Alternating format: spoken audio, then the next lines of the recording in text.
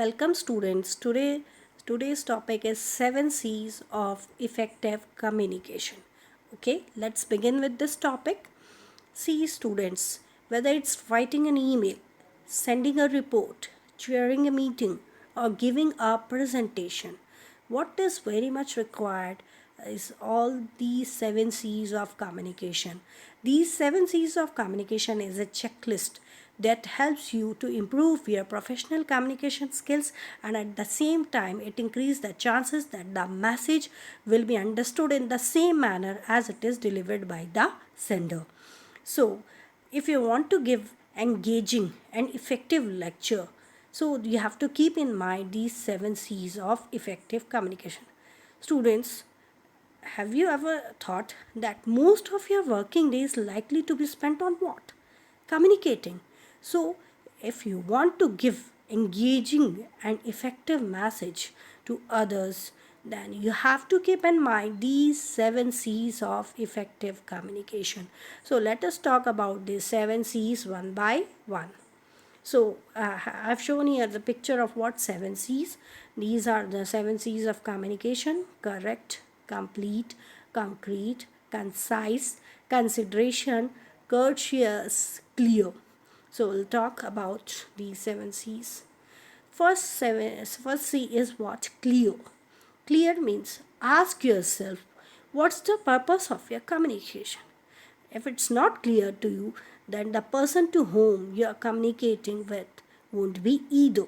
So, the purpose of communication should be easily understandable to the recipient. See, and the second point in this clear is that it should emphasize on a single goal at a time and shall not cover several ideas in a single sentence. So, what about the clear is that whatever you are communicating to the recipient, it should be easily understandable. Okay, if you are not sure about the purpose of communication, then the person to whom you are communicating with won't be either. So, what I want to tell you is that your message should be clear and easily understandable and should emphasize on a single goal at a time and shall not focus on several ideas. Okay. The next is concrete. Concrete means what? All facts and figures should be clearly mentioned. If you are supplying facts and figure, then it will substantiate to what you are saying. Concrete message. If you have sent concrete message, then there is no room for misinterpretation.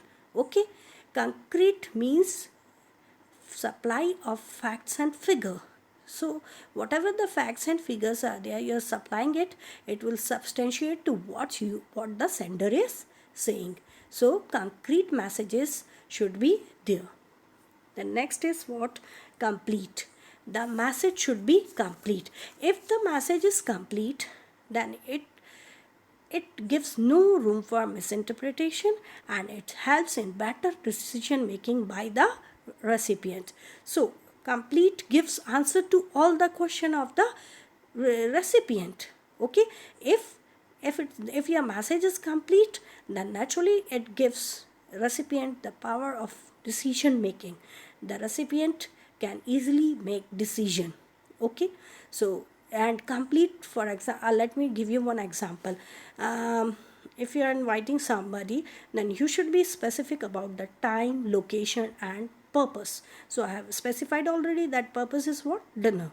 So dinner, for you are inviting somebody, so you have given complete message, then it will help the recipient for proper decision making.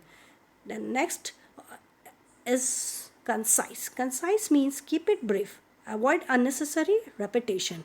See, short and brief messages is more comprehensive and helps in retaining the receiver's attention. See, if you are giving short and brief messages, then it will retain in receiver's memory and it will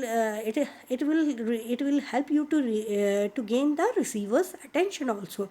Avoid unnecessary adjectives like basically, a kind of. Avoid filler words. Okay. Concise means keep it brief, avoid unnecessary repetitions. Consideration must, the sender must take into consideration the receiver's opinion, knowledge, mindset, and background. So these three things you have to keep in mind: receiver's knowledge, background, mindset. In order to have effective communication, the sender should target recipient and be involved. So you have to target your recipient. Who is your recipient? You have to get them involved also. So you have to know about their knowledge, mindset, and background, and the sender must relate to the target recipient and be involved. Courteous. It implies that the sender must take into consideration the feelings and viewpoints of the receiver. And if the feelings and viewpoints of the receiver is there, then naturally the message is positive and focused at the audience. And the message should not be biased and must include the terms that shows respect to the recipient. And whenever you are sending a message, it should definitely include the terms which shows that you are giving respect to the recipient. So these are the seven C's, or the seven checklist, which help you to give effective and engaging lectures. Okay, and if you are keeping these seven C's in your mind, this will help you to boost your productivity in giving engaging and effective messages. Okay,